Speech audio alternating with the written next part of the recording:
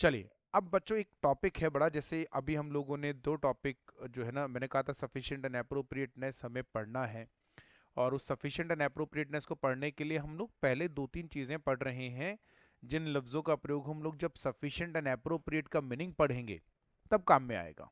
ठीक है, तो जरा डिस्कस करते हैं कि वो क्या चीजें हैं। पहले चीज हमने डिस्कस की, जैसे आपने देखा कि ऑडिट एविडेंस के टाइप्स कितने हैं, परसुएसिव, कंक्लूसिव। फिर दूसरा हमने पढ़ा कि ऑडिट एविडेंस को लेते समय मैनेजमेंट रिप्रेजेंटेशन क्या आता है। उसी तरीके से एक तीसरा टर्म है पर्सन चार्ज विद गवर्नेंस, और sometimes it is written as TCWG. PCG मतलब पर्सन चार्ज्ड विद गवर्नेंस। अच्छा, ऑडिट में आपको जो है ये वर्ड बहुत बार सुनने के लिए मिलेगा, बहुत जगह ये वर्ड आएगा। एक ही बात है, आप पीसीजी बोले या टीसीडब्ल्यूजी। टीसीडब्ल्यूजी मतलब होता है दोज चार्ज्ड विद गवर्नेंस। अच्छा, इंस्टीट्यूट ने जो है इसके लिए एक अलग से पूरा स्टैंडर्ड बनाया हुआ है। ठीक है, पूरा स्टैंडर्ड क्या है, ऐसे 260 एंड 265, मेनली तो ऐसे 260 ही है। वहीं से हम लोग पर्सन चार्ज्ड विद गवर्नेंस या दोस्त चार्ज्ड विद गवर्नेंस का जो है आपको मीनिंग लेकर जाएंगे बताने के लिए। ध्यान से सुनिएगा ये क्या होता है। देखिए, इसको समझने के लिए पहले आपको जो है एक स्टोरी सुनाते हैं, एक बड़ी अच्छी सी। वो आपको बहुत अच्छे से एक्सप्लेन कर पाएगा कि ये पीसीजी या टीसीडब्ल्यूजी है कौन। आज तक तो हमने कभी सुना नहीं। एम्प्लॉय सुना, मैनेजमेंट सुना, शेयर होल्डर सुना, ये पीसीजी और टीसीडब्ल्यूजी क्या है। तो पहली चीज तो आप ये समझ लें कि ये आने इनमें से ही है। तीसरी, जैसे आपने शेयर होल्डर एक वर्ड सुना होगा, या ओनर्स, जैसे हम लोग ट्रू ओनर्स जैसे हम कंपनी के केस में बोलते हैं। मैं कंपनी का एग्जाम्पल ले रहा हूं, इसका मतलब ये बिल्कुल नहीं है कि टीसीडब्ल्यूजी या पीसीजी कंपनी में ही होता है। हमेशा कंपनी का एग्जाम्पल मैं इसलिए लेता हूं क्योंकि हम जब एंटिटी के साइज की बात करते हैं तो एक अकेली कंपनी एक ऐसी एंटिटी है जिसमें नंबर ऑफ पार्टीज होती हैं, जिनमें क्या ना शेयर होल्डर भी होते हैं, मैनेजमेंट भी होता है। शेयर होल्डर मैनेजमेंट अलग अलग भी होते हैं, क्रेडिटर्स डेटर्स वो तो खैर सब में है, डिबेंचर होल्डर्स, डिपॉजिटर्स। आप पार्टनरशिप फर्म में जाएंगे, बड़ी समस्या ये है कि मैनेजमेंट और ओनर में डिफरेंस नहीं होता लगभग ज्यादातर फर्मों में, या ऑलमोस्ट ऑल फर्म्स में। आप प्रोप्राइटरी में जाएंगे, वहां पे जो ओनर है वही मैनेजमेंट है, तो एग्जाम्पल में वैरायटी नहीं आ पाती।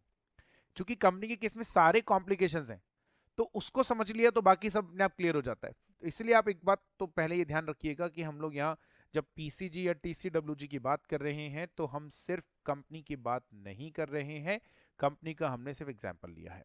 दूसरी बात, इस कंपनी के केस में अगर हम बोलें तो तीन जो है पार्टीज के आपने नाम बहुत प्रोमिनेंटली सुने, यानी जब भी हम कंपनी की बात करते हैं, एक आता है कंपनी के जो ओनर्स हैं, ट्रू ओनर्स, मतलब जो कंपनी के शेयर होल्डर्स हैं या मेंबर्स हैं। सेकंड आता है कंपनी का मैनेजमेंट। तो सेकंड जो सबसे बड़ी अथॉरिटी किसी कंपनी में होती है वो मैनेजमेंट है, क्योंकि कंपनी को चलाने का जो पूरा जिम्मा होता है वो कंपनी के मैनेजमेंट पर है। यहां ध्यान बस इतना सा रखना है कि मैनेजमेंट में जो लोग बैठे हैं वो शेयर होल्डर में से हों, ये जरूरी नहीं है। वो हो भी सकते हैं वहां से और नहीं भी हो सकते, क्योंकि मैनेजमेंट में उन लोगों को बिठाना ज्यादा जरूरी है जो लोग कंपनी को अच्छे से चला सके, जिनके पास कंपनी को चलाने का एक्सपीरियंस हो, नॉलेज हो, जिनके पास उस तरह की प्रोफेशनल स्किल्स हों, कैपेबिलिटीज हों, जिनके बेसिस पर एक कंपनी चलाई जाती है या चलाई जा सकती है। एक बात तो हम लोग इसलिए कोशिश करते हैं, अगर ऐसे लोग शेयर होल्डर में से मिल जाए तो बहुत अच्छी बात, वरना बाहर से बिठाते हैं, लेकिन उनको सैलरी पे की जाती है कंपनीज एक्ट में सेक्शन 197 के तहत। तीसरा आता है कंपनी के एम्प्लॉयज, जो लोग मैनेजमेंट के अंडर में काम करते हैं। They are the rule followers, they are not the rule deciders और रूल सेटर्स। कंपनी का जो मैनेजमेंट है वो रूल सेटर होता है, और कंपनी के शेयर होल्डर्स तो हैं ही। तो पीसीजी या टीसीडब्ल्यूजी जो टर्म है वो कभी भी इन तीनों के बाहर नहीं होता, इन्हीं में से आएंगे। टीसीजी या पर्सन चार्ज्ड विद गवर्नेंस या दोस्त चार्ज्ड विद गवर्नेंस, जो लोग आएंगे वो आएंगे इनमें से ही। यानी वो लोग या तो कंपनी के जो ओनर्स हैं उनमें से आएंगे, या कंपनी के मैनेजमेंट में से। हाँ, हम एक चौथा टर्मिनोलॉजी जिसको बहुत कम इंपॉर्टेंस दिया जाता है सामान्य तौर पे, और उसकी हम यहाँ पर एक बात और करेंगे, वो है प्रमोटर। क्यों कम उसको, जब हम कंपनी की बात करते हैं तो हम लोग सिर्फ मेंबर और कंपनी के शेयर होल्डर या मेंबर, मैनेजमेंट और एम्प्लॉय की बात करते हैं, प्रमोटर की बात क्यों नहीं करते? यदि हम लोग अपने इंडियन कंपनीज की बात करें तो प्रमोटर्स जब एक बार कंपनी प्रमोट कर देते हैं उसके बाद में उनका कंपनी में से रोल खत्म हो जाता है। वो लोग या तो कंपनी के मैनेजमेंट में आ जाते हैं, या तो शेयर होल्डर बन जाते हैं, और या फिर वो जितना पैसा उन्होंने प्रमोशन ऑफ कंपनी में खर्च करा उसका कॉस्ट लेके बाहर चले जाते हैं, जिसको हम लोग प्री इनकॉर्पोरेशन एक्सपेंडिचर्स के नाम से अपने रिकॉर्ड्स में लेकर भी आते हैं, आपने पढ़ा भी होगा। तो कंपनी के एग्जिस्टेंस में आने के बाद, प्रमोटर का डायरेक्टली कोई रोल नहीं होता। यदि कोई प्रमोटर कंपनी में कंट्रीब्यूट कर भी रहा है, या तो वो एक डायरेक्टर के तौर पे कंट्रीब्यूट कर रहा होगा, या तो शायद वो शेयर होल्डर होगा, मेजॉरिटी शेयर होल्डर भी हो सकता है, बड़ा शेयर होल्डर कोई भी हो सकता है, या फिर हो सकता है कि वो कंपनी में एक हिडन कैपेसिटी में काम कर रहा हो, जिसको हम लोग कंपनीज एक्ट में शैडो डायरेक्टर बोलते हैं। ये टर्म आप सुनेंगे फाइनल में जाकर, जो बिहाइंड द कर्टेन काम करता है, जो कंपनी के ऑफिशियल रिकॉर्ड्स में या किसी भी तरह के ऑफिशियल रिकॉर्ड्स में कभी भी नहीं होता। इसलिए प्रमोटर क्या ना, जब हम बात करते हैं कंपनी की तो हमारे मुंह से निकलता है कंपनी के मेंबर्स, शेयर होल्डर्स, कंपनी के जो मैनेजमेंट के लोग हैं वो, और एम्प्लॉय। प्रमोटर की बात नहीं की जाती, लेकिन हम आज करेंगे, हम जब बोल रहे हैं कि कंपनी में कितने तरह की पार्टीज होती है तो हम 4 तरह की बात कर रहे हैं। शेयर होल्डर्स या ओनर्स, दूसरा कंपनी का मैनेजमेंट, तीसरा प्रमोटर्स वगैरह, और चौथा कंपनी के employees. Person charged with governance या दोस्त चार्ज्ड विद गवर्नेंस सिर्फ इसी में से आते हैं। घटना आपको सुनाते हैं, उसके बाद आपको अच्छे से क्लियर होगा। 2010 के आसपास नारायण मूर्ति ने जो है इन्फोसिस के चेयरमैन थे, उन्होंने कंपनी को छोड़ दिया। छोड़ इसलिए दिया क्योंकि उन्होंने रिटायरमेंट ले लिया। कंपनी, अब देखिए आप समझे, लिस्टेड कंपनी अगर कोई होती है तो उसका ओनर वो नहीं होता। बोलने में भले ही आज ये आता हो कि रिलायंस जो है वो अनिल अंबानी की या मुकेश अंबानी की कंपनी है, लेकिन एक्चुअल टर्म्स में ऐसा नहीं, ये पब्लिक के लिए है। लोग आज समझते हैं कि रिलायंस कम्युनिकेशंस जो अब बंद होने वाला है वो अनिल अंबानी की कंपनी थी। लोग कहते हैं जियो जो है रिलायंस मुकेश अंबानी की कंपनी है, या रिलायंस इंडस्ट्रीज मुकेश अंबानी की कंपनी। रिलायंस इंडस्ट्रीज मुकेश अंबानी की कंपनी नहीं है। रिलायंस इंडस्ट्रीज उन सब शेयर होल्डर्स की कंपनी है जिन लोगों ने उसमें अपना पैसा लगा रखा है। यानी जितने भी शेयर होल्डर्स हैं, मुकेश अंबानी उस रिलायंस इंडस्ट्रीज में उतने ही मालिक हैं जितना उनका शेयर कैपिटल है। जैसे फर्ज कीजिए उनके शेयर कैपिटल जो है रिलायंस लिमिटेड वो 5% है, तो वो 5% के ओनर है, 95% जो है वो बाकी शेयर होल्डर्स हैं। तो वो एक्चुअल में ओनर नहीं है। आप और हम तो चूंकि कॉमर्स के लोग हैं तो हमारे लिए बात को समझना बहुत ज्यादा मुश्किल नहीं है, ठीक है। तो 95% या जितने भी शेयर होल्डर्स हैं वो सारे शेयर होल्डर्स कंपनी के ओनर कहलाते हैं। लेकिन कॉन्सेप्ट क्या है, जब हम रिलायंस की बात करते हैं तो लोगों के टर्म दिमाग में इसी तरह की बात आती है। ऐसी इन्फोसिस के लिए भी क्या टर्म आता है कि सब इन्फोसिस नारायण मूर्ति, यानी हमने बोला Narayana Murthy is equals to Infosys, या हमने बोला Infosys it is equals to NR Narayana Murthy. ऐसा क्यों? क्योंकि उन्होंने कंपनी को प्रमोट करा। He was the promoter of the company, no doubt. जैसे ही कंपनी बनी, he became the chairman of the company and he worked as chairman of the company for many years.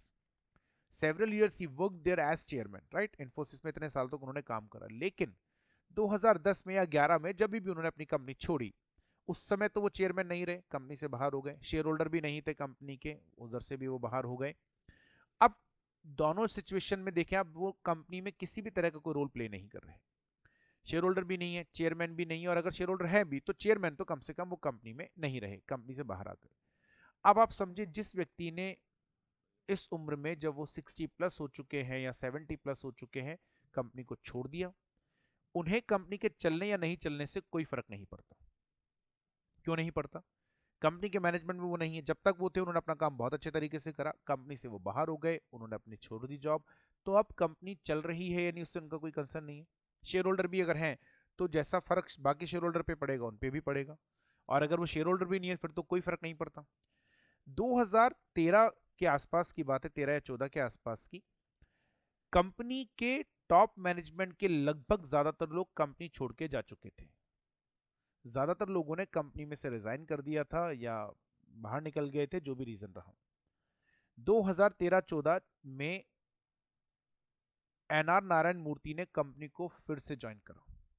आप समझे, a person having age 70 plus and do not have any interest in the running or ownership of the company as such, or ऐसा बोले that who do not have any interest as such in the success and failure of the company. Why? Because he spent his whole life in that company.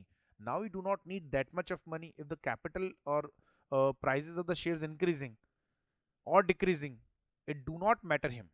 Okay, क्योंकि बहुत उनके पास बहुत सारा पैसा है, अब जरूरत भी नहीं है उन्हें। बट फिर भी उन्होंने 2013 में कंपनी में चेयरमैन के तौर पे दोबारा ज्वाइन करा 13-14 में। और अब सबसे शॉकिंग बात, रेम्यूनरेशन जो उन्होंने चार्ज करा वो था सिर्फ ₹1 पर ईयर। यानी एक व्यक्ति जिसकी उम्र 70+ है, जिसके जिस जिसे कंपनी की सक्सेस या फेलियर से कोई फर्क नहीं पड़ता एज सच।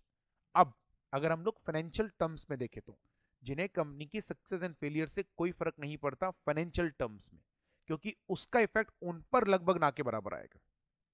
डायरेक्टर वो कंपनी में है नहीं और शेयर होल्डर भी ना के बराबर हैं, तो और है भी तो भी उन्हें अब इस उम्र में शेयर की प्राइस के अप एंड डाउन से कोई फर्क नहीं पड़ता। क्यों वो आदमी दोबारा उस कंपनी में आए? कि जिस कंपनी को उन्होंने छोड़ दिया, 70+ उनकी एज है और उनको कंपनी के चलने या नहीं चलने से कोई फर्क नहीं पड़ता, still that person is joining the company again at a gross remuneration of ₹1 per year. ₹1 per year, it's almost zero remuneration.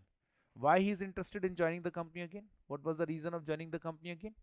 क्या फर्क पड़ता अगर वो नहीं आते, कंपनी बंद हो जाती, नहीं चलती तो नहीं चलती। But he join the company. क्यों करा? क्योंकि he can't see a company letting down which he nourished through out his life. एक कंपनी जिसे पूरे साल भर, अपनी पूरी जिंदगी भर उन्होंने बनाया, जिसे पूरी जिंदगी भर उन्होंने चलाने की कोशिश करी, चलाया, बहुत अच्छे से चलाया, आज वो कंपनी नीचे जा रही है, उसके रिजल्ट्स डिक्रीज हो रहे हैं, या मान लीजिए वो कंपनी जो है उसके प्रॉफिट्स कम हो रहे हैं, टॉप मैनेजमेंट छोड़ रहा है, या टॉप मैनेजमेंट के बहुत सारे लोग छोड़ के जा चुके हैं, ऐसे केस में उस कंपनी का क्या होगा आप सोच के देखिए एक बार। तो उन्होंने अपनी जिम्मेदारी समझी।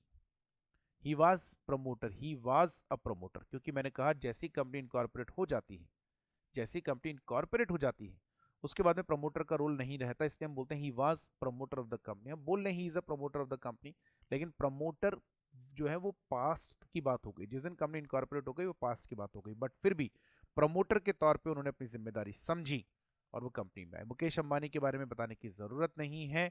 आज अगर हम बोलें रिलायंस और उसके आगे मुकेश अंबानी नहीं लगाएं तो आप समझ लीजिए कि रिलायंस, मैं पर्सनली ये मानता हूं, ये मेरा व्यक्तिगत विचार है कि रिलायंस को शायद अंबानी फैमिली से अच्छा कोई और चला भी नहीं सकता। ऐसा नहीं है, मैंने कहा ना मुकेश अंबानी, हम लोग बोलते हैं रिलायंस इजिकल्स टू मुकेश अंबानी, तो लोगों को ये गलत परसेप्शन है कि Mukesh Ambani is the owner of the Reliance. नहीं, ओनर कौन है? वो सारे शेयर होल्डर ओनर है जिनका पैसा कंपनी में लगा हुआ है, उनमें से एक मुकेश अंबानी भी, ठीक है ना, या उनकी फैमिली, तो वो भी और शेयर होल्डर की तरह शेयर होल्डर है, लेकिन वो टॉप मैनेजमेंट में है, कंपनी के चेयरमैन है। क्यों? क्योंकि हम जानते हैं उनसे बेहतर कंपनी को कोई चला भी नहीं सकता, और उन्होंने उस कंपनी को अपने, अच्छा अब सवाल क्या है इसमें, पीसीजी कहाँ है? वो तो डायरेक्टर है, चेयरमैन है, पीसीजी कहाँ है? पीसीजी बताते हैं। आज आपसे कोई रिलायंस के बारे में बात करे, do you know remaining directors of the Reliance limited? How many directors are there about whom you knows? शायद आप में से कोई एक या दो या तीन डायरेक्टर के नाम बता दे, लेकिन बाकी डायरेक्टर्स के नाम आपको नहीं पता। यही नहीं पता कि डायरेक्टर्स टोटल हैं कितने। वो तो कंपनी की जो एनुअल रिपोर्ट आती है, प्रोस्पेक्टस आती है, उसमें जो कि डायरेक्टर्स के बारे में पूरी डिटेल होती है। On that day we came to know that these number of directors are working in the company and these are the persons who working as director. लेकिन जब रिलायंस के मैनेजमेंट की बात की जाती है तो मुकेश अंबानी। क्यों? क्योंकि उन्होंने उस कंपनी में एक डायरेक्टर की हैसियत के तौर पे जो दिया, वो डायरेक्टर की हैसियत के तौर से कहीं ज्यादा है, कहीं ज्यादा। यानी अगर वो भी चाहे तो बाकी डायरेक्टर्स की तरह कंपनी में बिहेव कर सकते हैं। जैसे कंपनी के बोर्ड में फर्ज कीजिए 15 डायरेक्टर्स हैं या 10 डायरेक्टर हैं, तो बाकी जो 9 डायरेक्टर्स हैं कंपनी में, जैसे वो बिहेव करते हैं, एक्ट करते हैं, मतलब अपना अपना काम कर रहे हैं, वो भी कर सकते हैं। लेकिन Mukesh Ambani should think beyond the normal imagination, और beyond the imagination of a normal person, beyond the imagination. आज जियो क्या है ये हमें शायद सबको बताने की जरूरत नहीं है, जिसने टेलीकॉम इंडस्ट्री का पूरा चेहरा बदल दिया। और यही जो टेलीकॉम इंडस्ट्री का चेहरा पहली बार जब 1997-98 में रिलायंस आरकॉम लेकर आया, उस समय की बात है, उस समय भी टेलीकॉम इंडस्ट्री का चेहरा बदला था, तभी भी उसके पीछे मुकेश अंबानी ही थे। और आज भी जब टेलीकॉम इंडस्ट्री का चेहरा बदला जियो आने के बाद में, कितनी कंपनियां छोटी मोटी थी जो बंद हो गई हैं, बड़ी कंपनियां जो हैं इस नई प्राइस वॉर में आ गई हैं, और हम लोग बहुत सारे बेनिफिट्स ले रहे हैं इंक्लूडिंग द फ्री इंटरनेट।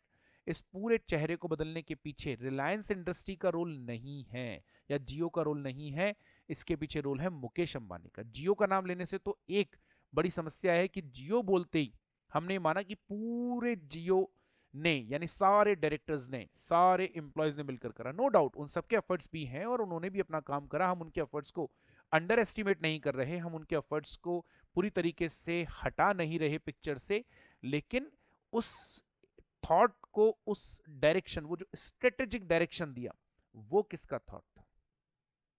तो क्या उस व्यक्ति को सिर्फ डायरेक्टर के तौर पे देखना सही है क्या? क्या उस डायरेक्टर के तौर पे, जब अगर ऐसा है तो फिर क्यों हम बाकी डायरेक्टर्स को जो है ना, ऐसा तो नहीं है कि Mukesh Ambani is the only executive director of the company, और भी अदर एग्जीक्यूटिव डायरेक्टर्स है। चलो आप ये कहते हैं कि सब वो एग्जीक्यूटिव है, बाकी नॉन एग्जीक्यूटिव है, तो भी मान लेते, लेकिन एग्जीक्यूटिव तो और भी हैं।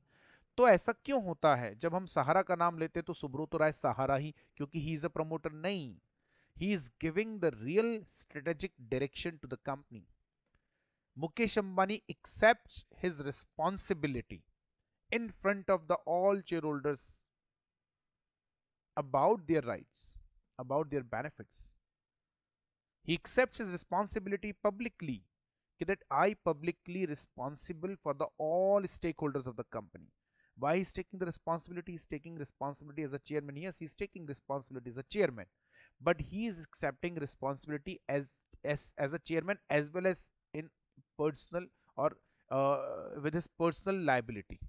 पर्सनल हम ये नहीं कह रहे हैं कि वो कल को अपनी जेब से पैसा देंगे, लेकिन he personally accepts that yes I promise you that company will go. आप लेवल ऑफ ट्रस्ट देखें, लोगों उनके कमिटमेंट पर कंपनी जो है आगे जाती है, उनके कमिटमेंट पर कंपनी में इन्वेस्टमेंट्स होते हैं, उनके कमिटमेंट के बेसिस पे लोग शेयर्स में पैसा लगाते हैं। ये जो लोग हैं, ये जो इस तरह के लोग हैं जिनकी हमने बात करी, दोस पर्सन्स ध्यान दीजिएगा, दोस पर्सन्स हैविंग, एक बड़ी अच्छी लाइन हम लिखेंगे, ultimate responsibility, ultimate responsibility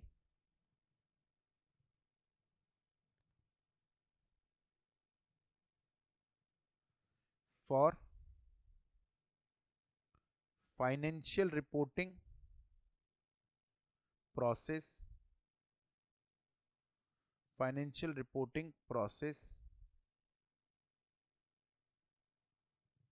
for strategic direction. यानी जो कंपनी को रियल डायरेक्शन देते हो, स्ट्रेटेजिक डायरेक्शन देते हैं, जो कंपनी के फाइनेंशियल रिपोर्टिंग प्रोसेस, जैसा मैंने आपको पहले कभी समझाया था, फाइनेंशियल रिपोर्टिंग प्रोसेस का मतलब कंपनी में हम जो भी पूरे साल भर करते हैं उसको फाइनेंशियल स्टेटमेंट में दिखाना, उसमें जनरल एंट्री करना, लेजर बनाना, ट्रायल बैलेंस बनाना, फाइनेंशियल स्टेटमेंट बनाना, ये सब चीज़ें शामिल होती हैं।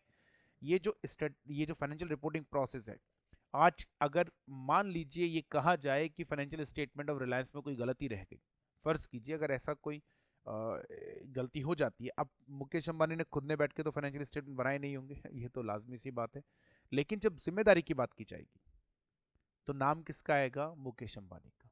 लोग सवाल क्या करेंगे कि रिलायंस के फाइनेंशियल स्टेटमेंट में गलती हो गई, मुकेश अंबानी की कंपनी में इस तरह के ब्लंडर्स होते हैं, तो रिस्पॉन्सिबल कौन रहा अल्टीमेटली? तो फाइनेंशियल रिपोर्टिंग प्रोसेस के लिए जो लायबल है, स्ट्रेटेजिक डायरेक्शन जो कंपनी को देते हैं, जिनके ऊपर इनकी अल्टीमेट रिस्पॉन्सिबिलिटी है, उनको कहा जाता है person charged with governance. those persons are known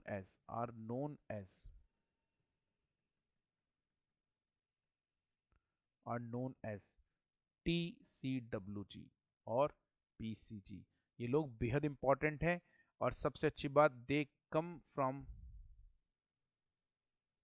directors, ये कोई भी हो सकता है, और प्रमोटर्स। ऐसा बिल्कुल नहीं मानना है कि they always come from the directors और अदर्स। कई बार कुछ लोग ऐसे भी होते हैं जो कंपनी में कोई रोल प्ले नहीं कर रहे, मतलब they are the share holders only, but still they are very concern about companies, यानी उनके पास मान लीजिए कंपनी का मेजॉरिटी कैपिटल है, या ऐसे बोले मेजॉरिटी भी नहीं है लेकिन सबसे बड़े शेयर होल्डर वही है। जैसे आज सबसे बड़े शेयर होल्डर मतलब मेरे पास किसी कंपनी का 25% कैपिटल है, मेजॉरिटी कैपिटल में तो ये नहीं आता, लेकिन इतना कैपिटल भी किसी और के पास नहीं है, यानी बाकी जो शेयर होल्डर है वो 2%, 3%, 4%, 5%, 1%, 2%, आधा परसेंट, 3%, लेकिन किसी के पास उतना भी नहीं है जितना मेरे पास है। मेरे पास मेजॉरिटी नहीं है, बट बाकियों के पास उतना भी नहीं है जितना मेरे पास है, तो मैं ऑटोमेटिकली सबसे बड़ा शेयर होल्डर बन गया। अब मैं कंपनी के मैनेजमेंट में नहीं हूं या मैं आना नहीं चाहता, तो भी मैं कंपनी के लिए कंसर्न हूं, क्योंकि मेरा पर्सनल इंटरेस्ट है और मैं बाकी शेयर होल्डर का ध्यान रखना चाहता हूं। मैं चाहता हूं कि कंपनी अपना एक्सट्रीम टॉप लेवल लेकर पहुंचे। तो कोई जरूरी नहीं है कि person charge with the governance में सिर्फ डायरेक्टर्स आए, प्रमोटर्स भी हो सकते हैं, डायरेक्टर्स भी हो सकते हैं, अदर्स भी हो सकते हैं, कोई भी हो सकता है। अब इन लोगों का रोल क्या है? चूंकि they are more responsible, they are more concern, they are more concern about company. इसीलिए इंस्टीट्यूट ने क्या बोला ऐसे 260 के अंदर, दैट ऑडिटर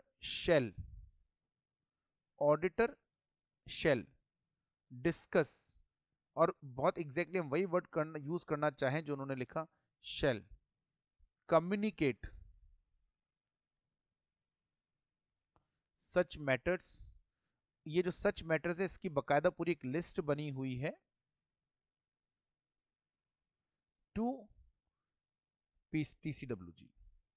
इंस्टीट्यूट ने बहुत अच्छी बात कही कि अगर ऑडिट के दौरान आपको कोई परेशानी आती है तो आप इनके पास जाएंगे ही। यदि ऑडिट के दौरान किसी तरह की आपको कोई परेशानी आती है तो आप टीसीडब्ल्यूजी के पास में जाएंगे ही, और जाना चाहिए भी, अच्छी बात है। लेकिन और भी कुछ मैटर्स हैं जब आपको ऑडिट के दौरान परेशानी नहीं है तो भी आप दोस्त चार्ज विद गवर्नेंस के पास जाएं, दे विल हेल्प यू। आप उनसे जनरल डिस्कशन कर लें।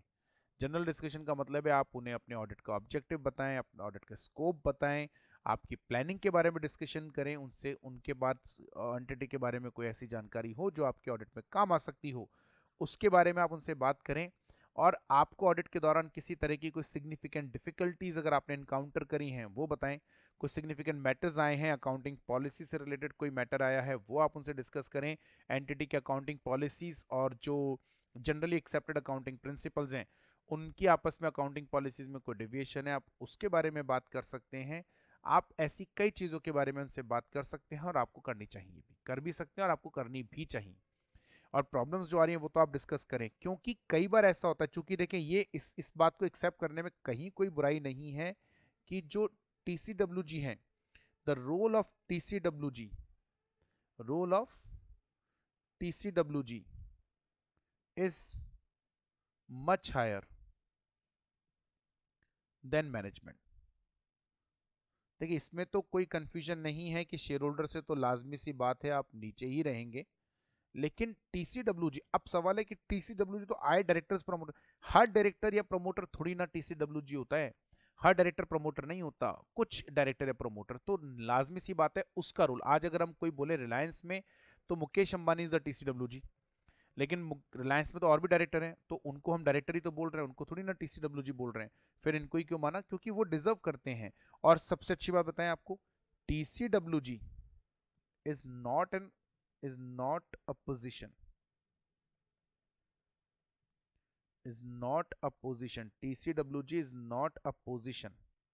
टीसीडब्ल्यूजी कोई पोजिशन नहीं है, टीसीडब्ल्यूजी कोई पोजिशन नहीं है, ये स्टेटस है, ये कोई पोजीशन नहीं है। कंपनी के ऑर्गेनो यानी ऑर्गेनाइजेशनल चार्ट की अगर हम बात करते हैं तो कंपनी के ऑर्गेनाइजेशनल चार्ट के हिसाब से ऐसी कोई पोजीशन आपको नजर नहीं आएगी जिसमें टीसीडब्ल्यूजी लिखा हो।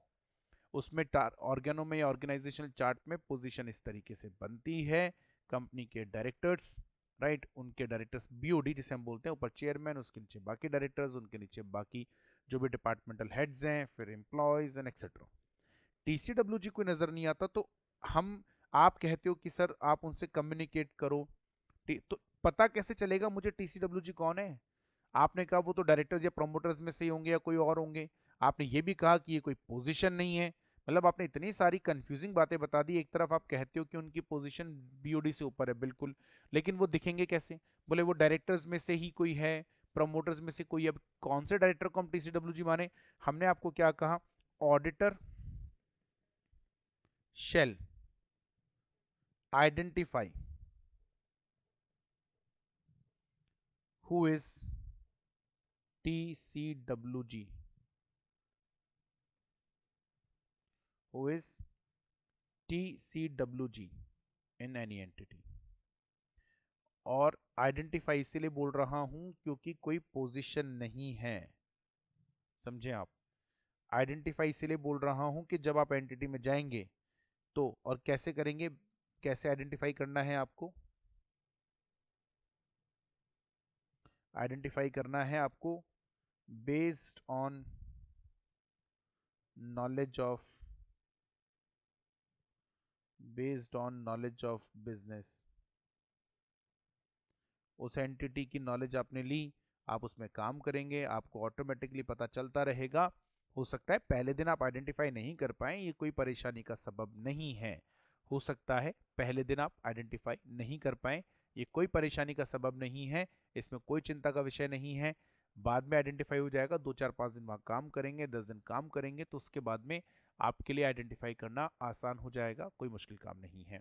छोटी एंटिटीज में परेशानी आती नहीं है, जैसे प्रोप्राइटरी फर्म है, वहां पर आपको टीसीडब्ल्यूजी आइडेंटिफाई नहीं करना, क्योंकि वहां जो प्रोप्राइटर है वो अकेला है, ओनर भी वही है, मैनेजमेंट भी वही है, सब कुछ वही है, तो वो टीसीडब्ल्यूजी है। क्योंकि प्रोप्राइटरी बिजनेस में कभी ऐसा नहीं होता कि प्रोप्राइटर का पर्सनल इन्वॉल्वमेंट ना हो। भले ही प्रोप्राइटर ने बहुत सारे अपने एम्प्लॉयज रखे हुए हों, बहुत सारा उसने बिजनेस सेगमेंटेशन कर रखा हो, उसके लिए अलग अलग एम्प्लॉयज रखे हुए हैं, बहुत सारा स्टाफ रखा हुआ है, लेकिन किसी भी प्रोप्राइटरी बिजनेस में प्रोप्राइटर का हमेशा डायरेक्ट इन्वॉल्वमेंट होता है। और डायरेक्ट इन्वॉल्वमेंट है, इसका मतलब यह है कि उस एंटिटी में अगर डायरेक्ट इन्वॉल्वमेंट है तो इसका मतलब उस एंटिटी में पीसीजी वही है। पार्टनरशिप फर्म में भी ऐसा ही होता है, जितने भी पार्टनर्स हैं उनका पर्सनल इन्वॉल्वमेंट होता है पार्टनरशिप फर्म के बिजनेस में। चूंकि पर्सनल इन्वॉल्वमेंट है तो ऐसे केस में उन लोगों को ही हमें पर्सन चार्ज्ड विद गवर्नेंस या दोस्त चार्ज्ड विद गवर्नेंस मानना होता है। यह है दोस्त चार्ज विद गवर्नेंस का या पर्सन चार्ज विद गवर्नेंस का कॉन्सेप्ट। अब अब हम अपने जो एक्चुअल टॉपिक था हमारा, which is sufficient and appropriate audit evidence, अब हम लोग उस टॉपिक पे मूव कर सकते हैं आराम से। उस टॉपिक को पढ़ने के दौरान यदि हमें मैनेजमेंट रिप्रेजेंटेशन, टीसीडब्ल्यूजी या इस तरह का types of audit evidence, conclusive या परसुएसिव, इस तरह का कोई वर्ड सुनाई देता है तो हमारे लिए थोड़ा आसान हो जाएगा काम, क्योंकि अब हमें वो टर्म नहीं समझना पड़ेगा।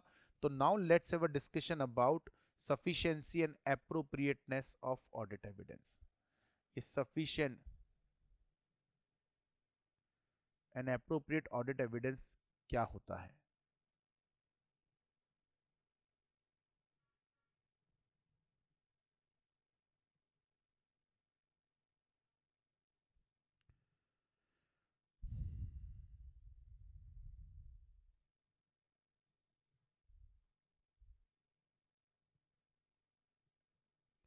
बेहद इंपॉर्टेंट कॉन्सेप्ट एग्जाम के लिए, आपको इस कॉन्सेप्ट को बहुत ध्यान से पढ़ना भी है। क्या होता है, देखें, ऑडिटर जो होता है, auditor has to obtain, auditor has to obtain reasonable assurance.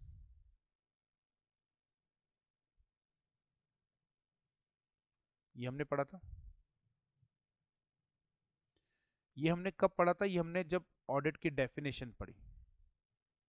That auditor has to obtain a reasonable assurance, मतलब whether financial statement shows a true and fair view और नॉट। रीजनेबल हमने कहा था इसलिए लगाते हैं क्योंकि हम 100% एग्जामिनेशन नहीं करते हैं और हम 100% एक्यूरेसी के साथ ये नहीं कह सकते कि फाइनेंशियल स्टेटमेंट में कोई फ्रॉड एंड एरर नहीं है, तो इसलिए हम लोग एक टर्म यूज करते हैं रीजनेबल अश्योरेंस। तो ऑडिट करते समय ऑडिटर को रीजनेबल अश्योरेंस लेना होता है, ये हमें ध्यान रखना है। एक बात, अब सवाल क्या आता है, अब आता है दूसरा सवाल, ये रीजनेबल अश्योरेंस कैसे आएगा?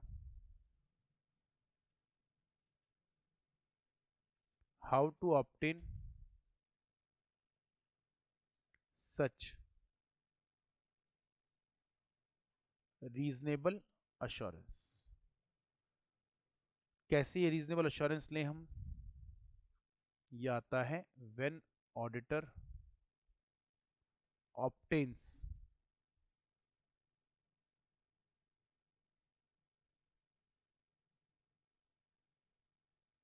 sufficient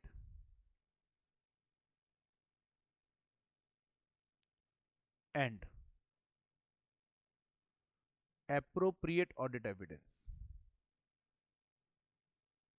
जब ऑडिटर को क्या मिलेगा? sufficient and appropriate audit evidence। सवाल है सफिशिएंट क्या होता है भाई, एप्रोप्रिएट किसको बोलते हैं, क्या चीज है सफिशिएंट जो है, it refers to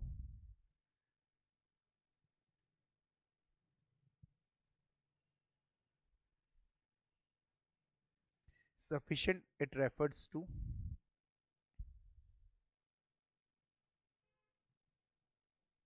quantity of audit evidence.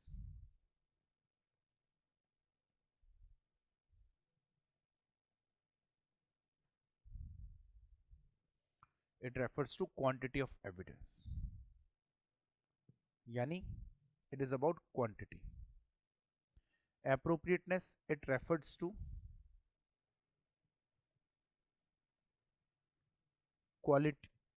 quality of audit evidence.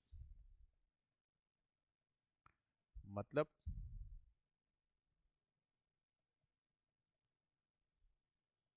it is measure of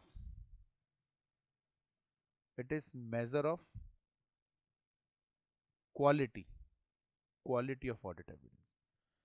अभी क्वालिटी ऑफ ऑडिट एविडेंस क्या है ये बताऊंगा 2 मिनट बाद में, पहले एक कॉन्सेप्ट समझते हैं बीच में रोक के, बड़ा इंपॉर्टेंट कॉन्सेप्ट है, क्या है देखें, ठीक है।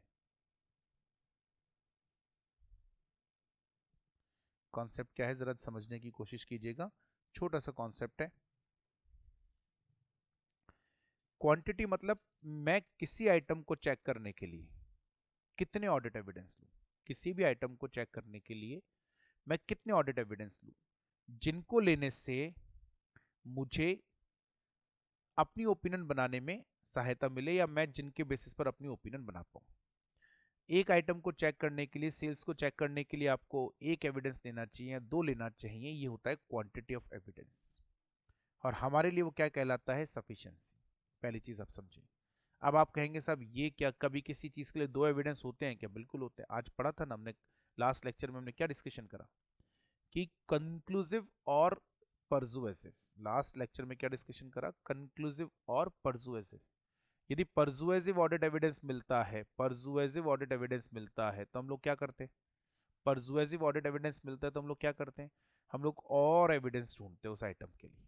तो और आइटम और एविडेंस है तो इसलिए तो ढूंढते हैं, अगर और एविडेंसेस नहीं होते तो कैसे ढूंढते। तो परसुएसिव का मतलब है जब आपको एविडेंस जो मिला वो कंक्लूसिव नहीं है, आपको और लेने पड़ रहे हैं। अब और लेने पड़ रहे हैं क्योंकि वो कंक्लूसिव नहीं है, इसका मतलब वो एप्रोप्रिएट नहीं। और एप्रोप्रिएट कब नहीं होता, जब 2 बातें हो। क्या 2 बातें हो, 2 बातें हो, यानी when an evidence is appropriate. कोई भी एविडेंस एप्रोप्रिएट कब माना जाता है, व्हेन इट इज,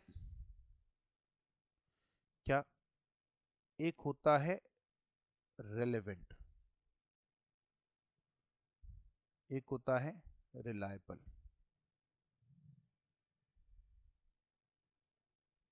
दो बातें, मेरी बात ध्यान से समझिएगा। कोई ऑडिट एविडेंस एप्रोप्रिएट है या नहीं, वो इन 2 बातों पर डिपेंड करता है। यदि एविडेंस रेलेवेंट है और रिलायबल है तो मतलब वो एप्रोप्रिएट है।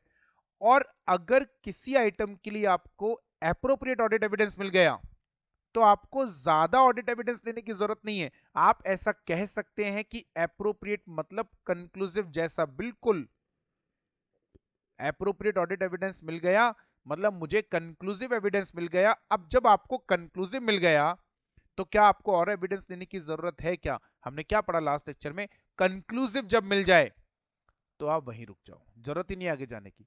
तो यदि आपको एप्रोप्रिएट, और कई बार होता है कंक्लूसिव नहीं मिल रहा, परसुएसिव मिल रहा है, लेकिन क्या कहा था, यदि एक आइटम के लिए 2 परसुएसिव मिले, 3 परसुएसिव मिले, हो सकता है वो दोनों अकेले अकेले देखे जाएं तो परसुएसिव, दोनों अकेले अकेले देखे जाएं तो परसुएसिव है, लेकिन जब मिलाकर देखा जाए तो कंक्लूसिव कहलाते हैं, मिलाकर देखा जाए तो कंक्लूसिव कहलाते हैं।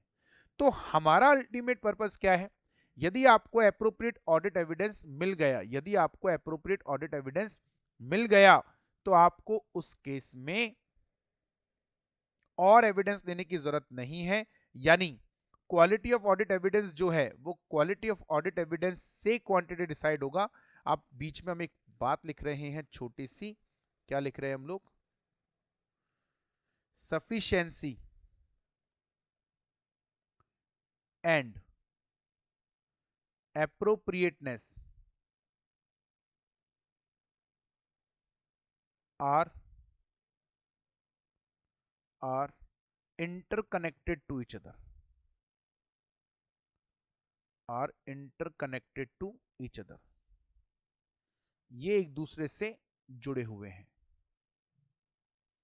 जितना एविडेंस एप्रोप्रिएट होगा उतना ही कम आपको एविडेंस लेना पड़ेगा। यानी higher the appropriateness of an audit evidence is, lesser the quantity you need for that audit evidence. Less appropriate is audit evidence, higher the quantity you need for that audit evidence. ये दोनों बातें आपस में एक दूसरे से interconnected है, ये दोनों बातें आपस में एक दूसरे से इंटरकनेक्टेड है। ठीक है, तो ऐसे केस में हमने क्या निकाला कि यदि आप एप्रोप्रिएट एविडेंस लेते हैं, मतलब आप सफिशिएंट ऑडिट एविडेंसेस ले रहे हैं,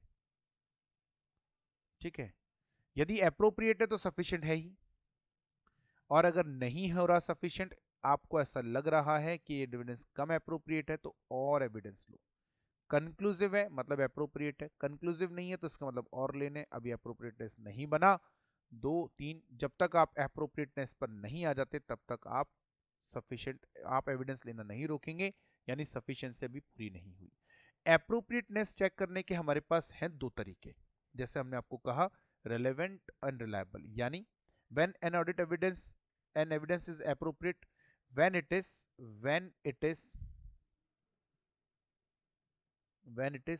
reliable and relevant and reliable। अब relevant and reliable को समझते हैं। relevant का मतलब क्या है, आप जिस आइटम के लिए ऑडिट एविडेंस ले रहे हैं उसके साथ इसका कनेक्शन, मतलब it means audit evidence obtained must have some logical connection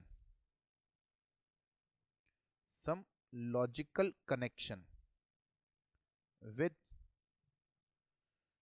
information to be confirmed, or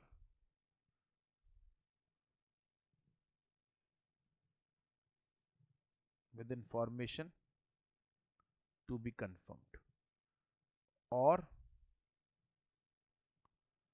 purpose of, अब एक असर्शन बोला था ना, पर्पज ऑफ ऑडिट असर्शन, मतलब कभी भी relevance reliability overall financial statement के कंटेक्स्ट में मत देखना, बड़ा कंफ्यूजन हो जाएगा।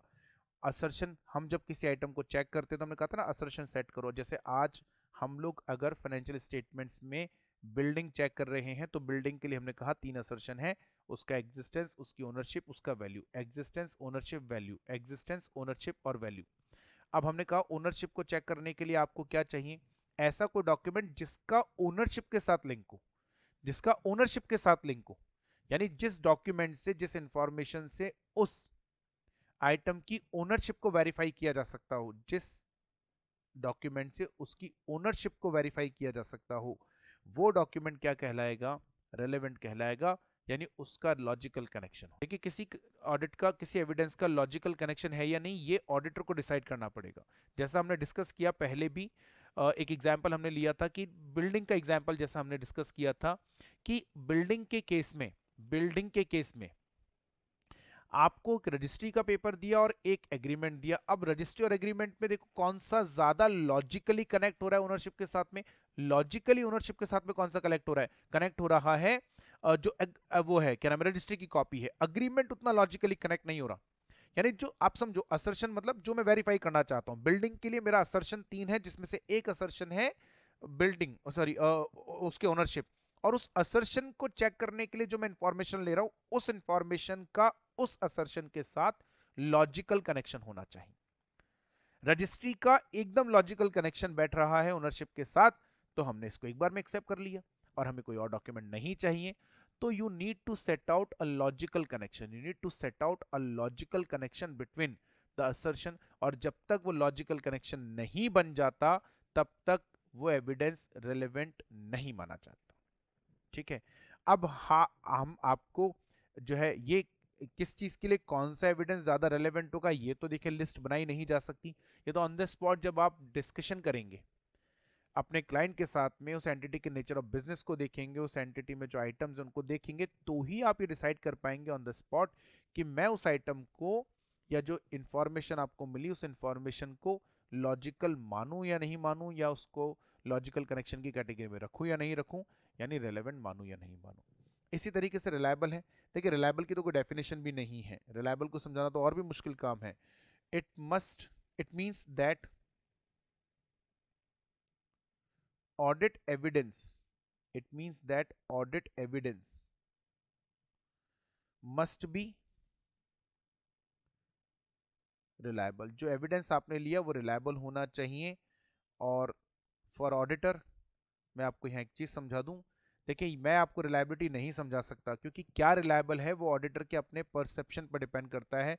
For auditor reliability is decided by his और हर प्रोफेशनल जजमेंट। हम यहां बैठकर नहीं डिसाइड कर सकते कि आपने जो ऑडिट एविडेंस दिया वो रिलायबल है या नहीं। आपको ऑन द स्पॉट डिसाइड करना पड़ेगा। हर व्यक्ति के लिए रिलायबिलिटी के क्राइटेरिया अलग अलग होते हैं। मैं आपकी मदद के लिए, यानी चूंकि आप पहली बार जब ऑडिट करेंगे तो उस समय बड़ा दिक्कत आएगा आपको रिलायबिलिटी के, हम जनरल पॉइंट लिख रहे हैं कि that reliability is generally reliability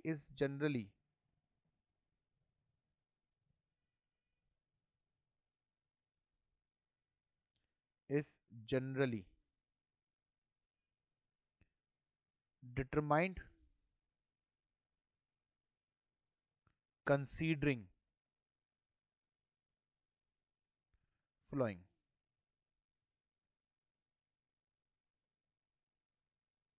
for example source, जो ऑडिट एविडेंस आपने लिया उसका सोर्स क्या है, सोर्स के बेसिस पर रिलायबल होगा। हम आगे चर्चा करेंगे, अभी थोड़ा सा डिटेल डिस्कशन होगा हमारा रिलायबिलिटी और रिलेवेंस के बारे में। बहुत ज़्यादा परेशान होने की या घबराने की आवश्यकता नहीं है। सोर्स कैसे रिलायबल, कैसे डिसाइड होगा सोर्स के बेसिस पर रिलायबल है या नहीं, हम चर्चा करेंगे। इसी तरीके से नेचर ऑफ ऑडिट एविडेंस, जो आपने ऑडिट एविडेंस लिया उसका नेचर क्या है। इसी तरीके से circumstances under which circumstances under which audit evidence is obtained, ये हम लोगों को देखना पड़ेगा। और इसी तरीके से internal control system established for preparation of that audit evidence. ये कुछ बातें हैं जिनके आधार पर यह डिसाइड होता है कि ऑडिट एविडेंस रिलायबल है या नहीं। मैं आपको लेकिन फिर ये बात कहता हूं कि प्रोफेशनल जजमेंट ये सबसे बड़ा फैक्टर है। ऑन द स्पॉट आपको ये डिसाइड करना पड़ेगा कि क्या वो ऑडिट एविडेंस मेरे हिसाब से रिलायबल है या नहीं। हम कुछ जनरल डिस्कशंस करेंगे इन दोनों के बारे में कि कौन से केसेस में ऑडिट एविडेंस ज़्यादा रिलायबल होगा, ऑडिट एविडेंस कम रिलायबल होगा, उसके कुछ परसेप्शंस। ये सारा डिस्कशन हम लोग करेंगे नेक्स्ट लेक्चर में। तब तक के लिए बहुत बहुत धन्यवाद।